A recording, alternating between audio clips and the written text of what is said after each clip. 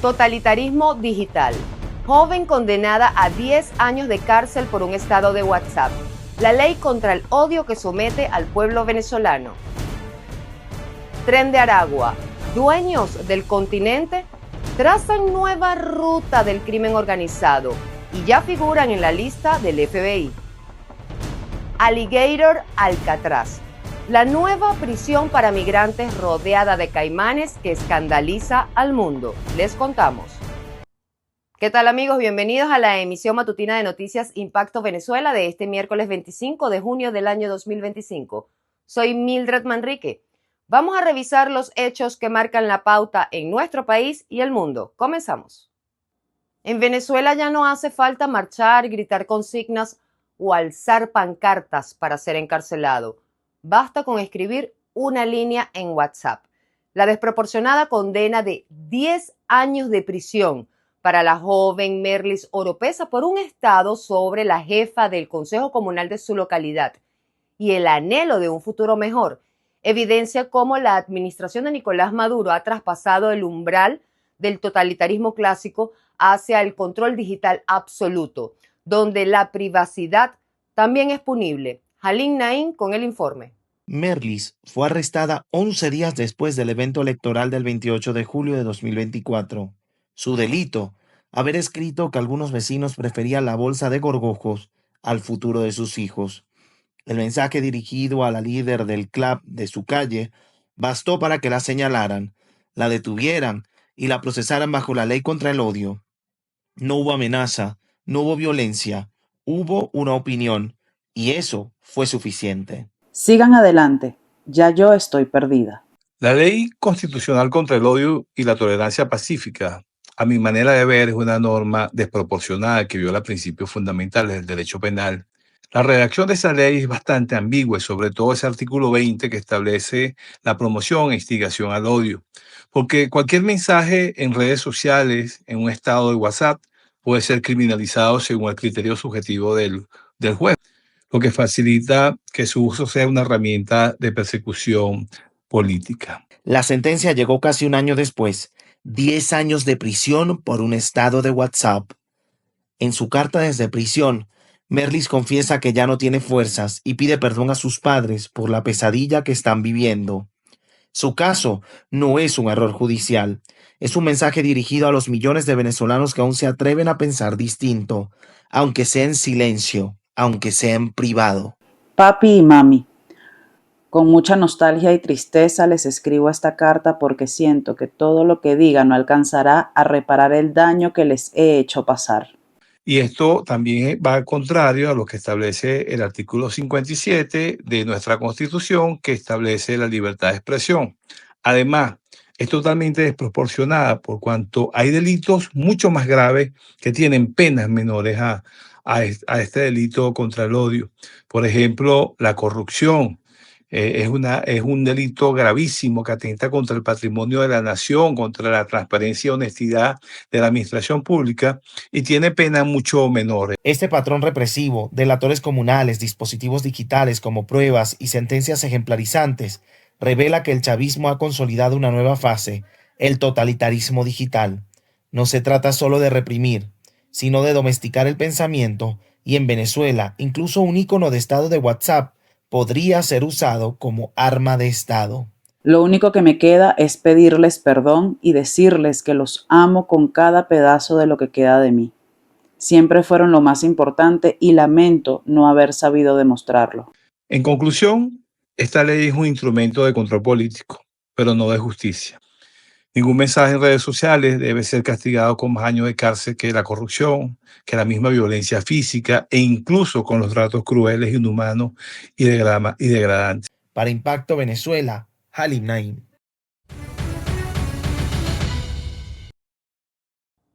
Interactuemos con la pregunta del día de Impacto Venezuela. De lunes a viernes la consiguen en todas nuestras plataformas digitales. La de hoy es la siguiente. En Venezuela, la tecnología ha dejado de ser una herramienta de empoderamiento para convertirse en un ojo vigilante. El debate ya no es teórico. El gobierno penaliza la opinión, incluso en los espacios más privados como WhatsApp. Pero, ¿cuánto control pueden resistir los venezolanos y qué más tiene que pasar para que el mundo reaccione? Argumenta tu respuesta, los comentarios están a tu disposición, te leemos en la emisión estelar.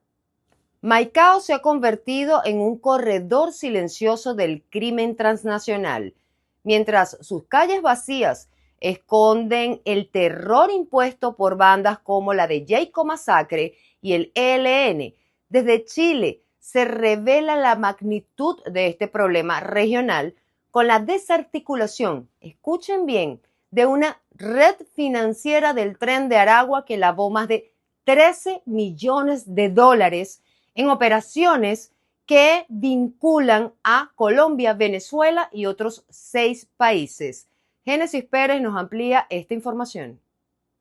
En Maicao, al norte de Colombia, el silencio es ley. Callar se ha convertido en la única garantía de vida en un municipio tomado por múltiples redes del crimen organizado. Las bandas de Jayco Masacre, los Melián, los Chacones e incluso el ELN han convertido esta puerta fronteriza con Colombia en un territorio donde se extorsiona, se recluta y se trafica con total impunidad. La migración desbordada desde Venezuela, que en un principio representaba un fenómeno humanitario, se volvió también una válvula de entrada para organizaciones delincuenciales que aprovecharon el caos, la pobreza y la falta de Estado para expandirse. La Pista, antiguo aeropuerto y hoy uno de los asentamientos de migrantes más grandes de Latinoamérica, es un reflejo de esa descomposición. Tierra de nadie, donde impera el crimen y escasea la esperanza. Las autoridades colombianas han hecho esfuerzos con presencia militar, operativos y brigadas sociales, pero el tejido social está roto. A diario se reportan negocios cerrados por amenazas, familias desplazadas por extorsión y niños en riesgo de reclutamiento. Es un sitio donde por la misma situación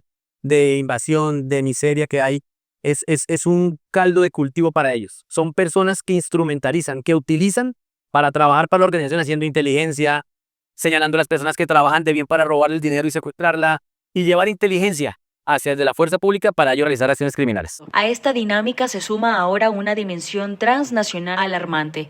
Mientras el Estado colombiano intenta recuperar la confianza en zonas como Maicao, Chile desmanteló una red financiera del Tren de Aragua responsable del lavado de más de 13,5 millones de dólares, producto de delitos como narcotráfico, secuestro y trata de personas. En la operación, 52 personas fueron detenidas, 47 de ellas extranjeras. Esta red usaba sociedades ficticias, criptomonedas y cuentas bancarias falsas para mover dinero entre países como Venezuela, Colombia, México, España y Estados Unidos. De hecho, hoy día en la madrugada se congelaron más de 250 cuentas bancarias. Eso no habría sido posible si no tuviéramos, desde hace algunos meses atrás, un convenio de colaboración con la Asociación de Bancos e Instituciones Financieras y el Banco Estado. Estas personas ya no todos son irregulares. Claro. La mayor parte de las personas que son extranjeras tienen situación migratoria regular, porque es lo que te permite acceder al sistema bancario. Esta revelación confirma lo que Maicao vive a diario, que estas estructuras criminales no operan solas ni están contenidas por fronteras nacionales. El Tren de Aragua se instaló en Chile, con la misma logística que en La Guajira, aprovechando flujos migratorios desbordados, vacíos institucionales y territorios vulnerables. Seguimos con más informaciones en nuestra sección Impacto en 60 segundos. Quédense conmigo. Tren de Aragua en la mira global. Estados Unidos ofrece millones por uno de sus líderes.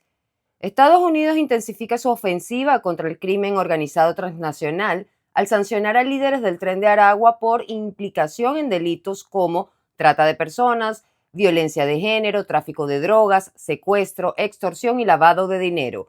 Como parte de esta acción, se ofrecieron recompensas de hasta 12 millones de dólares por información que conduzca a la captura o condena de sus principales cabecillas, incluyendo hasta 3 millones de dólares por Giovanni Vicente Mosquera, de 37 años de edad, quien presumen se encuentra en Colombia o Venezuela y es el primer sujeto de la organización señalada como terrorista en aparecer en la lista de los más buscados del FBI. El Pollo Carvajal aún tiene ases bajo la manga. Piden a Trump frenar juicio.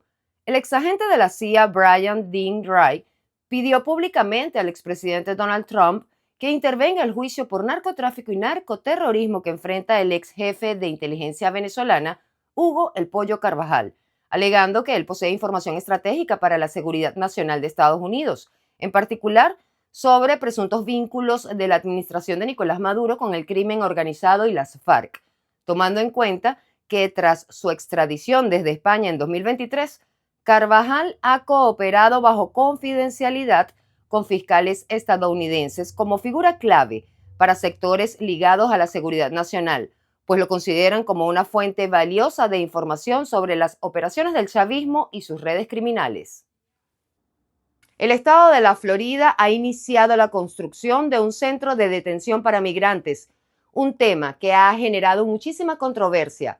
Alligator Alcatraz, una cárcel que estará rodeada de caimanes y serpientes en los Everglades y que su capacidad será para albergar a unas 5,000 personas. Las autoridades justifican la medida como algo de seguridad nacional, mientras por detrás se vislumbra un futuro sombrío para los derechos humanos en Estados Unidos. Catherine García con los detalles. Ya está en marcha la construcción del polémico Centro de Detención Migratoria de los Everglades de Florida, conocido como Alligator Alcatraz. Rodeado de caimanes y serpientes en un terreno aislado, el proyecto ha sido promovido por autoridades de Florida como una medida de disuasión contra la migración irregular. La instalación, que podría albergar hasta 5,000 migrantes, ha sido criticada por su simbolismo y ubicación. El anuncio de la creación de un centro de detención para migrantes en la Florida es inquietante. Desde un enfoque de derechos humanos es bastante cuestionable y también hay más preguntas que respuestas. No sabemos si son centros que van a ser temporales o van a ser permanentes, cuáles van a ser las condiciones de detención de estas personas, quiénes serán sujetos de detención, teniendo en cuenta que la población migrante en condición irregular en Estados Unidos es diversa y en materia de penalización o de cargos penales, solamente el 13% del total de los migrantes han tenido algún proceso, que ya han tenido alguna pena o están en proceso de judicialización. Es decir, el 85% son personas cuya única falta ha sido no tener los documentos necesarios para estar en Estados Unidos. Al respecto, el presidente Nicolás Maduro condenó el proyecto calificándolo de inhumano y una muestra de trato cruel. Además, denunció que las políticas migratorias de Estados Unidos criminalizan la pobreza y acusó a la administración Trump de promover el odio contra los migrantes. Supremacistas, neonazis, que ven a los migrantes como algo totalmente despreciable, desprecian su dignidad humana y su derecho a la vida. Los migrantes son gente trabajadora, son gente de bien. Aquí no los perseguimos ni le lanzamos caimanes, ni pitones, ni perros de presa, ¿verdad? Aquí en Venezuela hay más de 1 millón de chinos. Bienvenidos, trabajando. Todas estas ideas neo-hitlerianas deben quedar en el pasado. La humanidad debe buscar ideas humanistas. Alligator Alcatraz simboliza un encrudecimiento extremo de las políticas migratorias, mientras la magnitud de este fenómeno pone en tensión los principios humanitarios y evidencia la urgencia de enfoques que prioricen la dignidad humana por encima del castigo. Informo para ustedes, Catherine García, somos Impacto Venezuela. El mundo se enfrenta al momento geopolítico más complejo en décadas. Así lo sostiene el director del Foro Económico Mundial, quien advierte que esta situación está impactando en el crecimiento global. Veamos el siguiente reporte de AFP. El mundo se enfrenta a la situación geopolítica más compleja en décadas. Eso dijo el martes a la AFP el director del Foro Económico Mundial, antes de una reunión del grupo en la ciudad china de Tianjin. Hasta ahora, la geopolítica no ha tenido un impacto tan severo en el crecimiento global, pero ahora estamos empezando a ver que también está impactando en el crecimiento global, con las últimas cifras de crecimiento para este año, donde esperamos un crecimiento claramente inferior al del año pasado.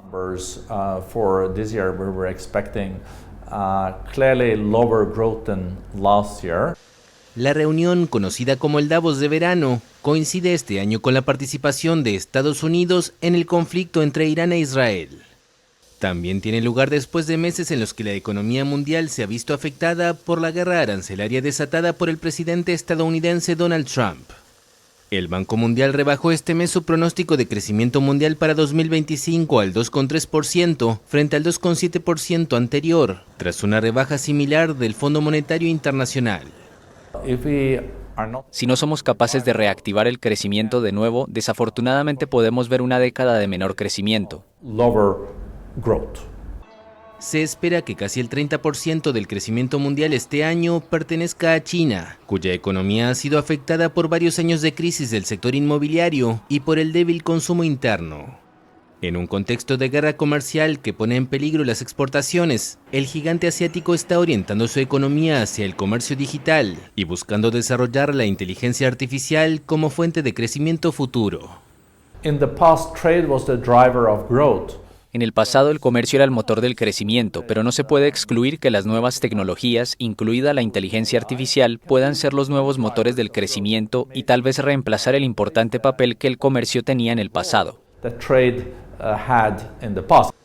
El director del foro asegura que el comercio seguirá siendo muy importante, pero que las nuevas tecnologías pueden proporcionar el impulso de productividad necesario para evitar una década de crecimiento lento. Amigos, muchas gracias por acompañarme cada día en el noticiero de todos los venezolanos, información sin censura. Para más visiten www.impactovenezuela.com y nuestras redes sociales @impactove. No olviden además suscribirse a nuestro canal de YouTube, activar las notificaciones, compartir y por supuesto comentar. Ayúdennos a mantenernos conectados con ustedes. Soy Mildred Manrique, que tengan un excelente día, nos vemos mañana.